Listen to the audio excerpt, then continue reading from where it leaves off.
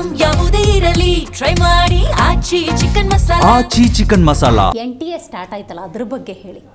NTA national testing ಏಜೆನ್ಸಿಯನ್ನು start ಮಾಡಿದ ಉದ್ದೇಶವೇ 2017 November 10ಕ್ಕೆ ಒಂದು ಟ್ರಾನ್ಸ್ಪರೆನ್ಸಿಯನ್ನು ಮೇಂಟೈನ್ ಮಾಡೋದಕ್ಕೆ, ಅಡ್ಮಿಷನ್ ಜಾಸ್ತಿ ಆಗಲಿ ಅಂಥೇಳಿ, ಒಂದು ಪಾರದರ್ಶಕತೆ ಇರಲಿ ಅನ್ನುವಂಥ ಉದ್ದೇಶದಿಂದ.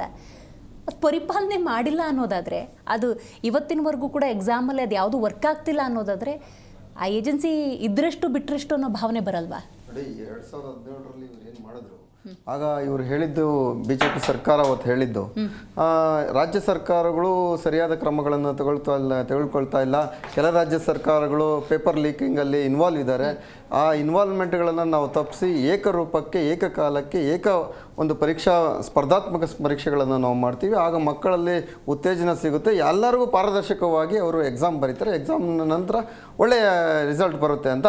ಅಂದರೆ ಈಗ ಕೆಲವು ರಾಜ್ಯಗಳನ್ನು ಅವರು ದೃಷ್ಟಿಕೋನದಲ್ಲಿ ಇಟ್ಕೊಂಡು ಹೇಳಿದರು, ಕೆಲವು ರಾಜ್ಯಗಳಲ್ಲಿ ಅಕ್ರಮ ಆಗ್ತಾ ಇದ್ದಾವೆ, ಆ ಅಕ್ರಮಗಳನ್ನ ತಡೆಯೋದಕ್ಕೆ ನಾವು ಈ ರೀತಿಯಾದ ಕ್ರಮಗಳನ್ನ 2017 ನಾವು ತಗೋತೀವಿ ಅಂತ.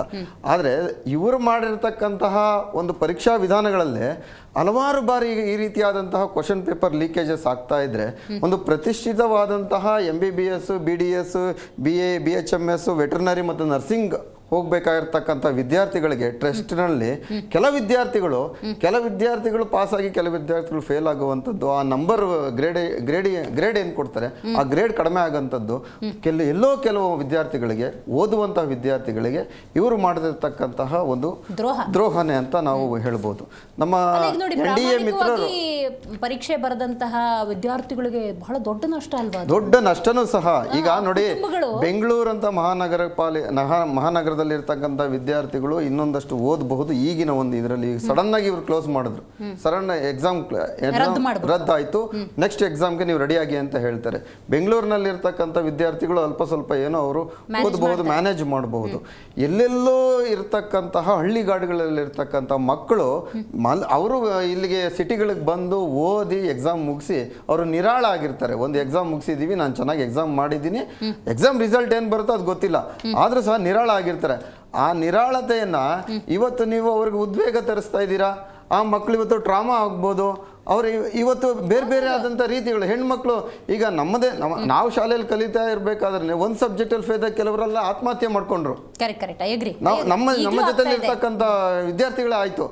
ಆ ರೀತಿಯಲ್ಲಿ ಇವರು ಮಾಡಬೇಕಾಗಿರ್ತಂಥ ಕ್ರಮಗಳೇನು ತಗೊಳ್ಬೇಕಾಗಿತ್ತು, ಅನುಸರಿಸಬೇಕಾದಂಥ ವಿಧಾನಗಳಲ್ಲಿ ಎಲ್ಲೋ ತಪ್ಪಿದೆ. ಇದರಲ್ಲಿ ಇದು ಎಕ್ಸಾಮಿನೇಷನ್ ಸೆಂಟರ್ದೇ ತಪ್ಪಾಗಿರತಕ್ಕಂಥದ್ದಾಗಿರೋದ್ರಿಂದ ಅಲ್ಲೊಂದಷ್ಟು ಕುತೂಹಲ ಇದೆ. ಯಾಕಂದ್ರೆ NTA ಆರಂಭ ಆಗಿದ್ದೆ ಅಕ್ರಮಗಳನ್ನು ತಡೆಯೋದಕ್ಕೆ. ರಾಜ್ಯ ಸರ್ಕಾರಗಳು ಮಾಡ್ತಾ ಇರ್ತಕ್ಕಂಥ ಅಕ್ರಮಗಳಿಗೆ ಅವ್ರು ಹೇಳಿದ್ದೇನು ಅವತ್ತಿನ ಕೇಳ್ಕೊಳ್ಳಿ ಕಾರಣಗಳು, ರಾಜ್ಯ ಸರ್ಕಾರಗಳಲ್ಲಿ ಆಗ್ತಾ ಇರ್ತಕ್ಕಂಥ ಅಕ್ರಮಗಳನ್ನ ನಾವು ತಡಿತೀವಿ, ದೇಶಾದ್ಯಂತ ಏಕರೂಪ ಒಂದು ಟೆಸ್ಟಿಂಗ್ ವ್ಯವಸ್ಥೆಯನ್ನು ಮಾಡ್ತೀವಿ ಅಂತ ಹೇಳಿದ್ದು. ಅದನ್ನ ಇವರು ತಪ್ತಾ ಇದ್ದಾರೆ. ಇವಾಗ ಯಾರು ಹೊಣೆ ಆಗ್ಬೇಕಾಗುತ್ತೆ? ಈಗ ಪ್ರಧಾನಮಂತ್ರಿ ಮೋದಿ ಅವರೇ ಹೊಣೆಗಾರರಾಗಬೇಕಾಗುತ್ತೆ, ಮತ್ತೆ ಅಲ್ಲಿರ್ತಕ್ಕ ಎಜುಕೇಶನ್ ಮಿನಿಸ್ಟರ್ ಹೊಣೆಗಾರರಾಗಬೇಕಾಗುತ್ತೆ. ತಕ್ಷಣ ಯಾರನ್ನಾದ್ರೂ ಹೊಣೆಗಾರಿಕೆ ಮಾಡಿ ಅವ್ರು ರಾಜೀನಾಮೆ ತಗೋಬೇಕು.